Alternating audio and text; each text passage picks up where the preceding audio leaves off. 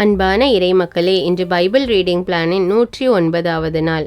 இன்று நாம் வாசித்து அறிய இருக்கிற விவிலிய பகுதி எஸ்தர் புஸ்தகம் அதிகாரம் 6 முதல் 10 வரை. எஸ்தர் புஸ்தகத்தின் தொடக்கத்திலும் நடுவிலும் நம் நாடு இந்தியா 2 இடங்களில் கூறப்பட்டுள்ளன.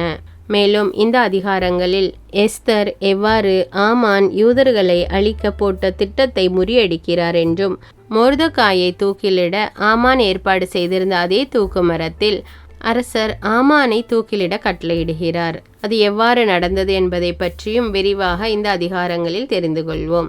எஸ்தர் அதிகாரம் 6 முதல் 10 வரை வாசித்து முழுமையாக அறிந்து கொள்வோம். எஸ்தர் அதிகாரம் 6. மொர்தெகாய்க்கு மன்னர் உயர்வு அளித்தல். அன்றிரவு மன்னருக்கு தூக்கம் வரவில்லை. எனவே அவர் தம் ஆட்சியின் குறிப்புகள் அடங்கிய ஏட்டை தம்மிடம் கொண்டு வந்து வாசிக்குமாறு பணித்தார். அரண்மனை வாயில் காவலர்களான அலுவலர் பிக்தானாவும் செரேசும் மன்னர் அகஸ்வேரை கொல்ல வகை தேடினதை மொர்தெகாய் அறிவித்ததாக அதில் எழுதப்பட்டிருந்தது. அச்சமயம் மன்னர் இதற்காக மொர்தெகாய்க்கு என்ன மரியாதையும் சிறப்பும் செய்யப்பட்டன என்று வினவ, மன்னரின் பணியாளர் அவருக்கு யாதொன்றும் செய்யப்படவில்லை என்றனர். முற்றத்தில் இருப்பது யார் என்று மன்னர் வினவினார். தான் நாட்டிய தூக்கு மரத்தில் மொர்தெகாயை தூக்கிலிட வேண்டும் என்று மன்னரிடம் வேண்டுவதற்காய் ஆமான் அவ்வமயம் அரச மாளிகையில் வெளிமுற்றத்தில் வந்து நின்றான். மன்னரின் பணியாளர் மன்னரை நோக்கி, இதோ ஆமான் முற்றத்தில் நின்று கொண்டிருக்கிறார் என்றனர். உடனே மன்னர் அவனை உள்ளே வர சொன்னார். ஆமானிடம் மன்னர் தாம் மரியாதை செய்ய விரும்பும் மனிதருக்கு என்ன செய்ய வேண்டும் என்று மன்னர் வினவினார். என்னை விட வேறு எவருக்கு மன்னர் மரியாதை செய்ய விரும்புவார் என்று ஆமான் தன் உள்ளத்தில் நினைத்து கொண்டான். எனவே ஆமான் மன்னரை நோக்கி, மன்னர் தாம் மரியாதை செய்ய விரும்பும் ஒருவருக்கென மன்னர் அணிகின்ற ஆடைகளும் அமர்கின்ற புரவியும் தலையில் சூடும் மகுடமும் கொண்டு வரப்பட வேண்டும். அந்த ஆடைகளும் புரவியும் அரசரின் தலைமை அதிகாரிகளுள் சிறந்த உயர்குடி மகன் ஒருவரிடம் ஒப்படைக்கப்பட வேண்டும். மன்னர் மரியாதை செய்ய விரும்பும் மனிதருக்கு அவர் அந்த ஆடைகளை அணிவித்து புரவியின் மீது அமர்த்தி அவரை நகர வீதிகளில் வலம் வர செய்து, இதுவே அரசர் தாம் மரியாதை செய்ய விரும்பும் மனிதருக்கு செய்யும் சிறப்பாகும் என அவருக்கு முன்னால் அறிவிக்க வேண்டும் என்று பதிலளித்தான். உடனே மன்னர் ஆமானை நோக்கி, ஆடைகளையும் புரவியையும் விரைவாய் கொணர்ந்து நீ கூறியவாறே அரச வாயிலில் நிற்கும் யூதராகிய மொர்தெகாய்க்கு செய். நீ கூறியவற்றில் எதையும் விட்டுவிடாதே என்று கூறினார். அவ்வாறே ஆமான் ஆடைகளையும் புரவியையும் கொணர்ந்து மொர்தெகாய்க்கு அந்த ஆடைகளை உடுத்துவித்து புரவியின் மீது அமர்த்தி நகர் வீதிகளில் வலம் வர செய்து, இதுவே அரசர் தாம் மரியாதை செய்ய விரும்பும் மனிதருக்கு செய்யும் சிறப்பாகும் என்று அவருக்கு முன்பாய் அறிவிக்கப்படுமாறு செய்தான். இதற்கு பின் மொர்தெகாய் அரச வாயிலுக்கு சென்றார். ஆமானோ புலம்பிக் கொண்டு தன் தலைக்கு முக்காடிட்டு தன் வீட்டிற்கு விரைந்தான். ஆமான் தன் மனைவி செரேசு நண்பர்கள் அனைவரிடமும் தனக்கு நேரிட்ட அனைத்தையும் கூறினான். உடனே அந்த ஆலோசகர்களும் அவன் மனைவி செரேசும் அவனை நோக்கி, யூத குலத்தினனாகிய மொர்தெகாய்க்கு முன்பாக நீ வீழ்ச்சியுற தொடங்கிவிட்டாய். நீ அவனை எதிர்த்து நிற்க மாட்டாய். அவனுக்கு முன்பாய் முற்றிலும் வீழ்வது திண்ணம் என்றனர். ஆமான் கொல்லப்படல். இவ்வாறு அவர்கள் அவனிடம் பேசி கொண்டிருக்கையில் மன்னரின் அலுவலர் அவ்விடம் வந்து எஸ்தர் ஏற்பாடு செய்திருந்த விருந்திற்கு வருமாறு ஆமானை விரைவுபடுத்தினர். எஸ்தர் அதிகாரம் 7. மன்னரும் ஆமானும் அரசி எஸ்தர் வைத்த விருந்துக்கு சென்றனர். மன்னர் 2ஆம் நாள் விருந்தில் திராட்சை மதுவை மீண்டும் அருந்துகையில் எஸ்தரிடம், எஸ்தர் அரசியே, உன் விண்ணப்பம் யாது? அது உனக்கு அளிக்கப்படும். நீ வேண்டுவது என் அரசின் பாதியே ஆனாலும் அது உனக்கு கொடுக்கப்படும் என்றார். அப்பொழுது அரசி எஸ்தர், கண்களில் எனக்கு தயவு கிடைத்திருப்பின்.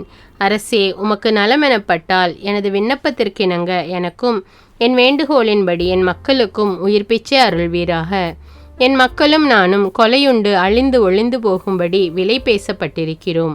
ஆண்களும் பெண்களுமாக நாங்கள் அடிமைகளாய் விற்கப்பட்டிருந்தால் கூட நான் மௌனமாய் இருந்திருப்பேன். ஆனால் மன்னருக்கு உண்டாகும் இழப்பிற்கு எதிரியால் ஈடு செய்ய முடியாது என்று பதிலளித்தார். மன்னர் அகஸ்வேர் அரசி எஸ்தரை நோக்கி, இப்படி செய்தவன் எவன்? தன் இதயத்தில் செருக்குற்று இவ்வாறு செய்யும்படி நினைத்த அவன் எங்கே என வினவினார். எதிரியும் வஞ்சகனுமாகிய மனிதன் இந்த ஆமானே, இவனே அந்த தீயவன் என்று எஸ்தர் பதில் உரைத்தார். இது கேட்ட ஆமான் மன்னருக்கும் எஸ்தருக்கும் முன்பாக பேரச்சம் கொண்டான். மன்னர் கடுஞ்சினமுற்று விருந்தில் திராட்சை மது அருந்துவதை விட்டுவிட்டு எழுந்து அரண்மனை பூங்காவில் நுழைந்தார். தனக்கு தீங்கிழைக்க மன்னர் முடிவு செய்துவிட்டார் என்று கண்ட ஆமான் அரசி எஸ்தரிடம் தன் உயிருக்காய் மன்றாட எண்ணி பின்தங்கினான். மன்னர் அரண்மனை பூங்காவிலிருந்து விருந்து நடைபெற்ற இடத்திற்கு திரும்பிய பொழுது எஸ்தரின் மெத்தையில் ஆமான் வீழ்ந்து கிடக்க கண்டார். என் மாளிகையில் நான் இருக்கும்போதே இவன் அரசியை கெடுப்பானோ என்ற சொற்கள் மன்னரின் வாயினின்று வெளிப்பட காவலர் ஆமானின் முகத்தை மூடிவிட்டனர். அச்சமயம் மன்னருக்கு பணிவிடை செய்த அர்போனா என்ற அலுவலர் மன்னரை நோக்கி, அதோ ஆமானின் வீட்டெதிரே மன்னருக்கு நல்லது செய்த மொர்தெகாயை தூக்கிலிட ஆமான் நாட்டிய 50 முழ தூக்கு மரம் என்றார். அதற்கு மன்னர், அதிலேயே அவனை தூக்கிலிடுங்கள் என்றார். மொர்தெகாயை தூக்கிலிட அவன் நாட்டிய தூக்கு மரத்திலேயே ஆமான் தூக்கிலிடப்பட்டான். மன்னரின் சீற்றமும் தணிந்தது. எஸ்தர் அதிகாரம் 8. தம்மை காத்து கொள்ளும்படி எஸ்தர் யூதரை தூண்டல். சில நாள்களில் மன்னர் அகஸ்வேர் யூதரின் பகைவனான ஆமானின் இல்லத்தை அரசி எஸ்தருக்கு வழங்கினார். மொர்தெகாய்க்கும் தமக்கும் உள்ள உறவை எஸ்தர் வெளிப்படுத்த அவரும் மன்னரின் முன்னிலைக்கு வந்தார். ஆமானிடமிருந்து கலற்ற பெற்ற தம் கணையாளியை மன்னர் எடுத்து மொர்தெகாய்க்கு அளித்தார். எஸ்தரும் மொர்தெகாயை ஆமான் வீட்டின் பொறுப்பாளராக நியமித்தார். மீண்டும் எஸ்தர் யூதருக்கு எதிராய் சதி செய்த தீயோன் ஆகாகியனான ஆமானின் திட்டங்கள் யாவும் குலைந்து போகுமாறு மன்னரின் காலடிகளில் வீழ்ந்து அழுது மன்றாடி அவரது தயவினை நாடினார். உடனே மன்னர் தம் பொற்செங்கோலை எஸ்தருக்கு நீட்ட அவர் எழுந்து மன்னர் முன் நின்றார். அவர் மன்னருக்கு, இது நலமெனப்பட்டால், அவர் தம் கண்களில் எனக்கு தயவு கிடைத்தால், அரசருக்கு இது சரியென தோன்றினால், நானும் பார்வையில் இனியவள் எனப்பட்டால், மன்னரின் அனைத்து மாநிலங்களிலும் உள்ள யூதர் அழிந்து போகுமாறு வஞ்சனையாய் திட்டமிட்ட அம்மதாத்தின் மகனும் ஆகாகியனுமான ஆமான் எழுதிய மடல்கள் அனைத்தையும் திருப்பி அனுப்பும்படி எழுதுவீராக. என் மக்களுக்கு நேரிடும் தீங்கினையும் என் உறவினரின் படுகொலையினையும் நான் எவ்வாறு காண இயலும் என்று கூறினார். அப்பொழுது மன்னர் அகஸ்வேர் அரசி எஸ்தரையும் யூதரான மொர்தெகாயையும் நோக்கி, இதோ ஆமானின் இல்லத்தை எஸ்தருக்கு அளித்தேன். யூதருக்கு எதிராய் கை நீட்டி ஆமான் தூக்கிலிடப்பட்டான்.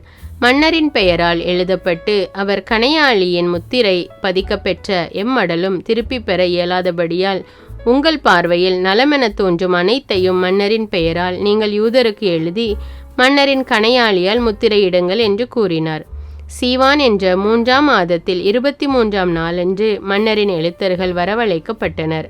மொர்தெகாய் இட்ட ஆணையின்படியே யூதர் அனைவருக்கும் இந்தியா தொடங்கி எத்தியோப்பியா வரையிலும் 127 மாநிலங்களில் குறுநில மன்னர்களுக்கும் மாநிலங்களின் ஆளுநர் அனைவருக்கும் மாநில தலைவர் அனைவருக்கும் அவர்தம் மக்களின் வரி வடிவ வாரியாகவும் மொழி வாரியாகவும் மடல்கள் வரைய பெற்றன. மன்னர் அகஸ்வேர் பெயரால் எழுதப்பெற்று அரச கணையாளி முத்திரையிடப்பெற்ற இம்மடல்கள் அரச கொட்டிலை சார்ந்த அரச பணிக்குரிய புரவிகள் மீது அமர்ந்தேகும் விரைவு அஞ்சலர் மூலம் அனுப்பப்பட்டன. ஒவ்வொரு நகரிலும் உள்ள யூதர் ஒன்று திரண்டு தங்களை பாதுகாத்து கொள்ளவும் அவர்களையும் அவர்களின் குழந்தைகள் பெண்கள் ஆகியோரையும் தாக்கக்கூடிய எந்த நாட்டையும் மாநிலத்தையும் சார்ந்த படைகளை அழித்து கொன்று ஒழிக்கவும் அவற்றின் உடைமைகளை கொள்ளையிடவும் தேவையான அதிகாரத்தை மன்னரின் பெயரால் எழுதப்பட்ட இம்மடல்கள் அளித்தன.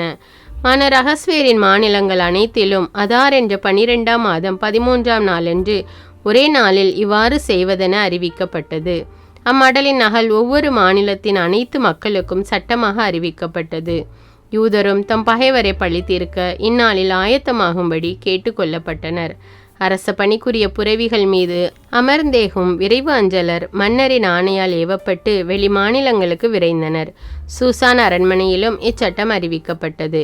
நீளமும் வெண்மையுமான அரச உடை அணிந்து பெரிய பொன் மகுடம் சூடி கருஞ்சிவப்பு மென்துகில் அணிந்தவராய் மொர்தெகாய் மன்னரின் முன்னிலையில் இருந்து வெளியேற சூசான் நகர் மகிழ்ந்து களிகூர்ந்தது.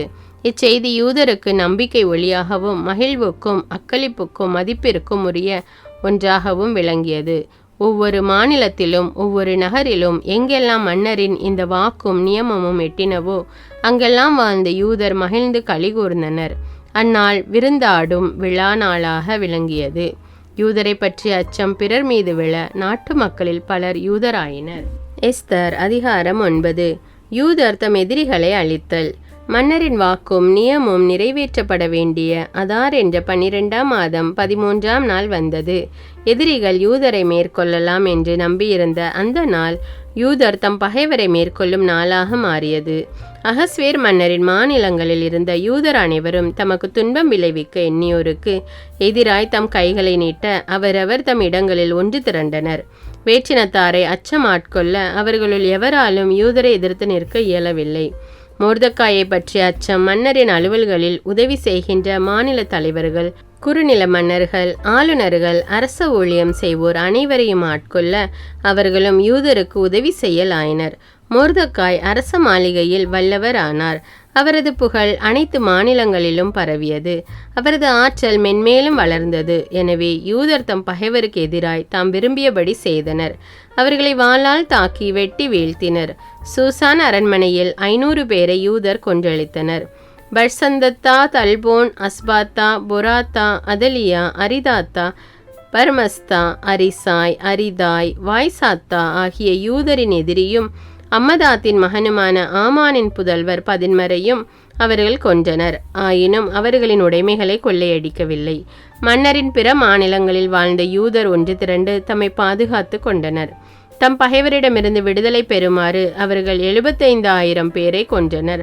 ஆயினும் அவர்கள் உடைமைகளை கொள்ளையடிக்கவில்லை. அதார் மாதம் 13ஆம் நாளை அடுத்த 14ஆம் நாளன்று அவர்கள் ஓய்வெடுத்தனர். அந்நாளை விருந்துண்டு மகிழும் விழாவாக ஆக்கினர். சுசான் வாழ் யூதரோ அதார் மாதம் 13ஆம் 14ஆம் நாள்களில் ஒன்று கூடி அடுத்து வந்த 15ஆம் நாளை ஓய்வெடுத்து விருந்துண்டு மகிழும் விழாவாக ஆக்கினர். அரணற்ற நகர்ப்புற சிற்றூர்களில் வாழ்ந்த யூதர் அதார் மாதம் 14ஆம் நாளை விருந்துண்டு மகிழ்ந்து ஒருவருக்கொருவர் அன்பளிப்பு கொடுத்து கொள்ளும் விழாவாக ஆக்கினர்.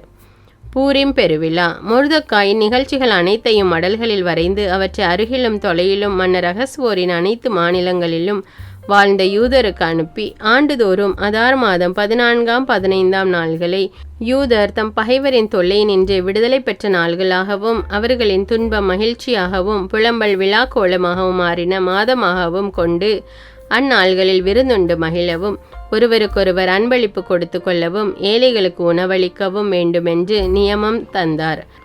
யூதர்கள் தாம் செய்ய தொடங்கியவாறும் மொர்தெக்காய் தங்களுக்கு எழுதியவாறும் செய்ய உடன்பட்டார்கள். ஆகாகியனும் அம்மதாத்தின் மகனுமான ஆமான் யூதர்க்கெல்லாம் எதிரியாயிருந்து அவர்களை அழிக்கவும் அடியோடு ஒழிக்கவும் பூர் என்ற சீட்டை போட்டான். அப்போது எஸ்தர் மன்னரின் உதவியை நாட யூதருக்கு எதிராய் சதி செய்த ஆமானின் தீவினை அவன் தலைமேலே விழுமாறு அவர் கட்டளை பிறப்பித்தார். அதன்படி அவனும் அவன் புதல்வரும் தூக்கிலிடப்பட்டனர். எனவே யூதர் இந்நாள்களை பூர் என்ற சொல்லினின்று எழுந்து பூரீம் என்ற பெயரால் அழைக்கலாயினர். பூரீம் என்ற இவ்விழாவிற்கு மொர்தெக்காயின் மடலின் வாசகமும் அவர்கள் கண்டவையும் அனுபவித்தவையுமே அடிப்படையாயின. அவர்களும் அவர்களின் வழிமரபினரும் அவர்களை சார்ந்தோர் அனைவரும் இந்த 2 நாள்களை அவை பற்றிய மடல்களின்படியும் குறிக்கப்பட்ட காலத்திலும் கண்டிப்பாய் கொண்டாடுவது என்று கீழ்கண்டவாறு உறுதி பூண்டனர். இந்நாள்கள் தலைமுறை தோறும் ஒவ்வொரு குடும்பத்திலும் ஒவ்வொரு மாநிலத்திலும் ஒவ்வொரு நகரிலும் நினைவு கூறப்பட்டு கொண்டாடப்பட வேண்டும். பூரிம் என்ற இந்நாள்கள் யூதரிடையே கொண்டாடப்படாமல் போகா. இவற்றின் நினைவு அவர்களின் வழிமரபினரிடையிலும் ஒளிந்து போகாது. அபிகாயிலின் மகளான அரசி எஸ்தரும் யூதராகிய மொர்தெக்காயும் பூரிம் பற்றிய இந்த 2ஆம் மடலை முழு அதிகாரத்துடன் எழுதி உறுதிப்படுத்தினர். அமைதியையும் பாதுகாப்பையும் உறுதிப்படுத்தும் அம்மடல் எழுதப்பட்டு அகஸ்வேரின் ஆட்சிக்குட்பட்ட 127 மாநிலங்களிலும் வாழ்ந்த யூதருக்கு அனுப்பப்பட்டது. யூதராகிய மொர்தெக்காயும் அரசி எஸ்தரும் இட்ட ஆணையின்படி பூரிம் என்ற இந்த நாள்களை யூதரும் அவர்களின் வழிமரபினரும் குறிக்கப்பட்ட காலத்தில் நோன்பு புலம்பல் நாள்களாக கடைபிடிக்க வேண்டும். இந்த பூரிம் விழா பற்றிய ஒழுங்குமுறைகள் யாவற்றையும் உறுதிப்படுத்திய எஸ்தரின் ஆணை ஓர் ஏட்டு சுருளில் எழுதி வைக்கப்பட்டது. எஸ்தர் அதிகாரம் 10. நிறைவுரை. மன்னர் அகஸ்வேர் நிலங்களின் மீதும் கடலின் தீவுகளின் மீதும் தீர்வை விதித்தார். அவருடைய ஆற்றலும் வலிமை மிகு செயல்களும் அவர் மொர்தெக்காய்க்கு அளித்த மேன்மையின் முழு விவரமும் மேதியா மற்றும் பாரசீக மன்னர்களின் குறிப்பேட்டில் எழுதப்பட்டுள்ளன அல்லவா? யூதராகிய மொர்தெக்காய் மன்னர் அகஸ்வேருக்கு அடுத்த நிலை பெற்று யூதருள் மேன்மை நிறைந்தவராகவும் தம் சகோதரர் பலருக்கு இனியவராகவும் தம் மக்களின் நன்மையை நாடுபவராகவும் தம் இனத்தார் அனைவரின் நல்வாழ்வுக்காக பரிந்துரை செய்பவராகவும் விளங்கினார்.